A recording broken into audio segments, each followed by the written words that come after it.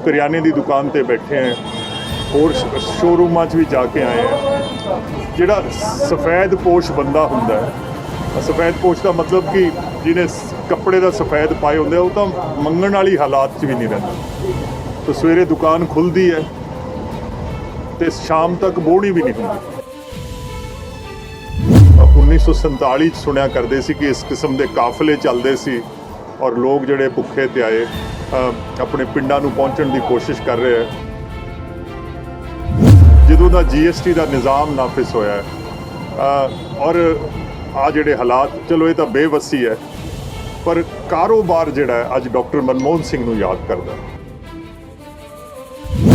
मैनूं शर्मिंदगी महसूस होंदी है कि नेपाल वर्गे मुल्क भी जिहड़े कि साडे छोटे भाई सी, चीन नाल कशीदगी बनी हुई है, कोई मुल्क खिते दा नहीं जिहड़ा भारत नाल कोई नरम गोशा रखदा होवे। सब पिछले 3-4 दिनों तो मुसलसल जो मेरा हल्का है और हल्के दे विच भी खास करके जिहड़े बाज़ार ने, कारोबार है, व्यापार है, जिहड़े इंडस्ट्री वाले उन्होंने मिल रहे हैं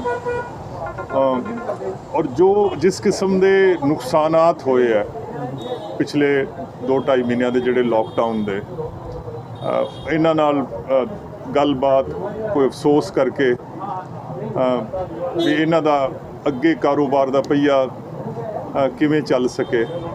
और जिस तरह थोड़े सुनने वाले भी जानते हैं कि कारोबार चलूगा तो पंजाब खुशहाल होगा। और कुछ 2-4 इन्होंने सुझाव भी दिते है कि जिहड़ा 1-1.5 महीने का लॉकडाउन है, जो उहदा कोई प्रॉपर्टी टैक्स दे विच सरकार वल्लों इन्हां नूं कोई राहत मिल जाए, क्योंकि सरकार जिहड़ी है ये माँ बाप की हैसियत रखती है और जिवें माँ बाप नूं अपनी औलाद का फिक्र हुंदा है, सरकार नूं जनता का फिक्र हुंदा है।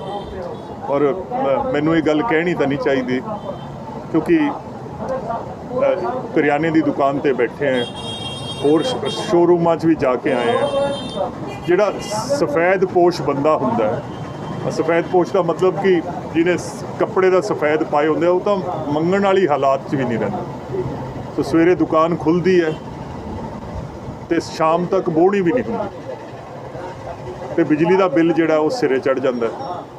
सो इस किस्म के हालात बने हुए हैं। इस करके मैं अगले 4-5 दिन जिहड़े गुज़िश्ता जिहड़े गुजरे है और जिहड़े अगले है, मैं अपने इलाके दे विच सारी लोकां दी जिहड़ी कोई इन्हां दी फरियाद है, कोई दुख दर्द है, कोई मालूमात है, कि मैं सारी जाके फिर CM साहब ते अपने कैबिनेट के वज़ीरां नाल, और जिस तरह मैं क्या कि जिवें माँ बाप नूं तकलीफ हुंदी है औलाद दी, उस किस्म की तकलीफ बनी हुई है। और परमात्मा करे कि कोई ना कोई कारगर वैक्सीन मिल सके, हालात जिहड़े है ये नॉर्मल ते आ जाण और एक बारी फिर बाज़ारां दे विच रौनक आ जाए। कोई ना कोई हल जिहड़ा है और इहदा कोई ना कोई मुस्तकिल हल जिहड़ा है वो सानूं लभना पैना है। और जिस तरह मैं दुकानदारां नूं भी कह रहा हैं कि वड्डे वड्डे मुल्क जिहड़े है इस बीमारी के अगे बेवस होए खड़े और कोई ना कोई रस्ता जिहड़ा है ये जरूर निकलूगा। मेरा दिल इस गल की गवाही देता। Thank you. मोदी सरकार दे अज दूजी बार जिहड़े 1 साल पूरा हो गया, किस तरह के हालात बने हुए हैं हिंदुस्तान? सब जी मैं इस वेले मोदी साहब की कोई तनकीद करूँगा, कोई निंदा करूँगा तो ये लगेगा कि क्योंकि मैं कांग्रेस पार्टी नाल मुंसलिक है, पर मैनू लगता है कि जिहड़ा पिछला जिहड़े 2 महीने गुजरे है और तुसी देख रहे हो टैलीविजन ते जिहड़े तुसी मंजर देख रहे हो कि किस तरह लोग अपने बच्चों नूं लैके भुखे ते आए। 1947 सुनिया करते सी कि इस किस्म के काफले चलते सी और लोग जिहड़े भुखे ते आए अपने पिंडां नूं पहुंचण की कोशिश कर रहे हैं। मेरी नज़र दे विच तां ये पाप है और ये छोटा मूँह है तो वड्डी गल है।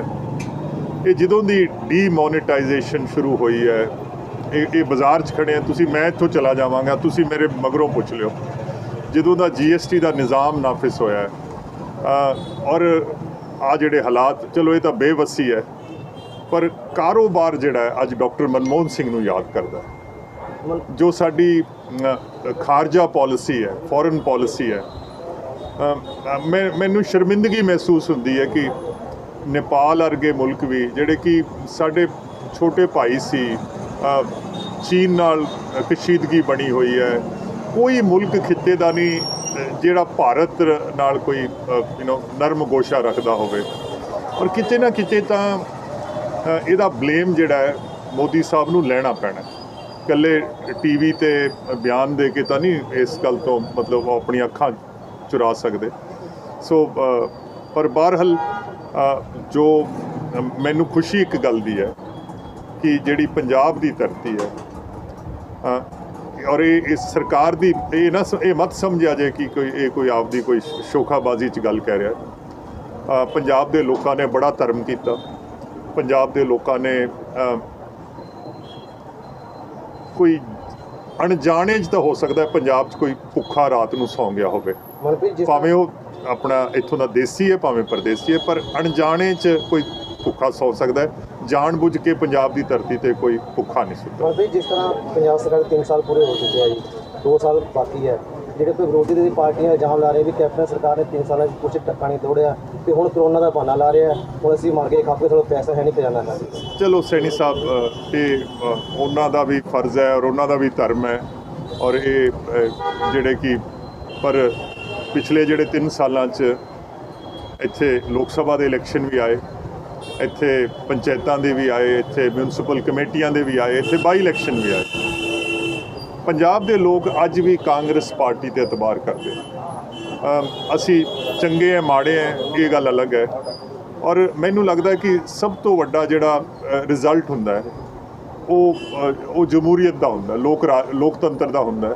ਔਰ ਇਹ ਪਿਛਲੇ 3 ਸਾਲਾਂ 'ਚ ਜਿੰਨੇ ਵੀ ਇਲੈਕਸ਼ਨ ਆਏ ਹੈ, ਲੋਕਾਂ ਨੇ ਅੱਜ ਵੀ ਕਾਂਗਰਸ ਪਾਰਟੀ ਤੇ ਆਪਣੀ ਉਮੀਦ ਰੱਖੀ ਹੋਈ ਹੈ। ਲੋਕ ਮੈਨੂੰ ਲੱਗਦਾ ਹੈ ਅਕਾਲੀ ਦਲ ਨੂੰ ਅਜੇ ਤੱਕ ਉਹਨਾਂ ਨੇ ਮਾਫ ਨਹੀਂ ਕੀਤਾ। ਔਰ ਪਰਮਾਤਮਾ ਤੋਂ ਮੈਂ ਹਮੇਸ਼ਾ ਇੱਕ ਗੱਲ ਦੀ ਅਰਦਾਸ ਕਰਦਾ, ਪ੍ਰਾਰਥਨਾ ਕਰਦਾ ਕਿ ਪਰਮਾਤਮਾ ਪੰਜਾਬ ਦੇ ਲੋਕਾਂ ਨੇ ਕਾਂਗਰਸ ਪਾਰਟੀ ਤੇ ਇਤਬਾਰ ਕੀਤਾ ਸੀ, ਸਾਨੂੰ ਹਿੰਮਤ ਦੇ ਦੀ ਰੱਬਾ, ਸਾਨੂੰ ਕਾਬਲ ਬਣਾ ਦੀ ਕਿ ਅਸੀਂ ਲੋਕਾਂ ਦੀਆਂ ਆਸਾਂ ਤੇ ਪੂਰੇ ਉਤਰ ਸਕੀਏ। ਮੰਤਰੀ ਨੂੰ ਲੈ ਕੇ ਕਾਫੀ ਵਿਰੋਧ ਹੋ ਰਿਹਾ। ਅਕਾਲੀ ਦਲ ਸਵਾਲ ਚੱਕ ਰਹੀ ਹੈ ਵੀ ਕੇਂਦਰ 'ਚ ਜਦੋਂ ਕਾਂਗਰਸ ਦੀ ਸਰਕਾਰ ਸੀ ਉਦੋਂ ਮਨਪ੍ਰੀਤ ਬਾਦਲ ਹੀ ਬਿੱਲ ਲੈ ਕੇ ਆਏ ਸੀ। ਅਕਾਲੀ ਦਲ ਕਹਿ ਰਹੇ ਜਦੋਂ ਵਿੱਤ ਮੰਤਰੀ ਸੀ। ਕਿਸ ਦਾ ਬਿੱਲ ਜੀ? ਮੋਟਰ ਬਿੱਲ ਸਭ ਮੈਂ ਤੁਹਾਨੂੰ ਹਲਫਨ ਔਰ ਕਸਮਨ ਕਹਿ ਸਕਦਾ, ਟੀਵੀ ਤੇ ਕਹਿ ਰਿਹਾ ਔਰ ਬਾਜ਼ਾਰ 'ਚ ਖੜਾ ਹੋ ਕੇ ਕਹਿ ਰਿਹਾ, ਨਾ ਮੈਂ ਕਦੇ ਮੋਟਰਾਂ ਦਾ ਬਿੱਲ ਬਿੱਲ ਲਾਉਣ ਦੀ ਮੈਂ ਕਿਤੇ ਬਿੱਲ ਪੇਸ਼ ਕੀਤਾ, ਨਾ ਕਿਤੇ ਤਜਵੀਜ਼ ਪੇਸ਼ ਕੀਤੀ ਹੈ। ਔਰ ਕਿਉਂਕਿ ਲੋਕਾਂ ਦੀ ਯਾਦਾਸ਼ਤ ਥੋੜ੍ਹੀ ਹੁੰਦੀ ਹੈ, ਮੈਂ ਅਸਤੀਫਾ ਦਿੱਤਾ ਸੀ, ਮੈਨੂੰ ਹਟਾਇਆ ਨਹੀਂ ਗਿਆ ਸੀ। ਔਰ ਅਸਤੀਫਾ ਇਸ ਗੱਲ 'ਤੇ ਦਿੱਤਾ ਸੀ ਕਿ ਕੇਂਦਰ ਸਰਕਾਰ ਉਸ ਵੇਲੇ ਡਾਕਟਰ ਜਿਹੜੇ ਪ੍ਰਣਬ ਮੁਖਰਜੀ ਸਾਹਿਬ ਸੀਗੇ, ਉਹ ਪੰਜਾਬ ਨੂੰ ਕਰਜ਼ੇ ਦੇ ਵਿੱਚ ਕੋਈ ਰਾਹਤ ਦੇ ਰਹੇ ਸੀ ਔਰ ਉਹ ਰਾਹਤ ਵਾਸਤੇ ਮੈਂ ਉਹ ਮੁਕੱਦਮਾ ਲੜ ਰਿਹਾ ਸੀ। ਮੈਂ ਮੁਕੱਦਮਾ ਜਿਹੜਾ ਹੈ CM ਸਾਹਿਬ ਔਰ ਆਪਣੀ ਕੈਬਨਿਟ ਦੇ ਸਾਹਮਣੇ ਉਹ ਕਾਮਯਾਬੀ ਨਾਲ ਮੈਂ ਆਪਣਾ ਪੰਜਾਬ ਦਾ ਜਾਂ ਆਪਣਾ ਮੁਕੱਦਮਾ ਪੇਸ਼ ਨਹੀਂ ਕਰ ਸਕਿਆ। ਜੇ ਇੱਕ ਵਕੀਲ ਜਦੋਂ ਕੇਸ ਹਾਰ ਜਾਂਦਾ ਔਰ ਮੈਂ ਉਹ ਕੇਸ ਹਾਰ ਗਿਆ, ਮੈਂ ਅਸਤੀਫਾ ਦਿੱਤਾ। ਵਰਨਾ ਅੱਜ ਮੈਂ ਤੁਹਾਨੂੰ ਅੱਜ ਕਸਮਨ ਕਹਿ ਰਿਹਾ ਕਿ ਮੈਂ ਨਾ ਕੋਈ ਬਿੱਲ ਲਿਆਂਦਾ, ਨਾ ਪਹਿਲਾਂ ਨਾ ਅੱਜ। E5 ਚੈਨਲ ਪੰਜਾਬੀ ਹੁਣੇ ਸਬਸਕ੍ਰਾਈਬ ਕਰੋ, ਬੈਲ ਆਈਕਨ ਤੇ ਕਲਿੱਕ ਕਰੋ।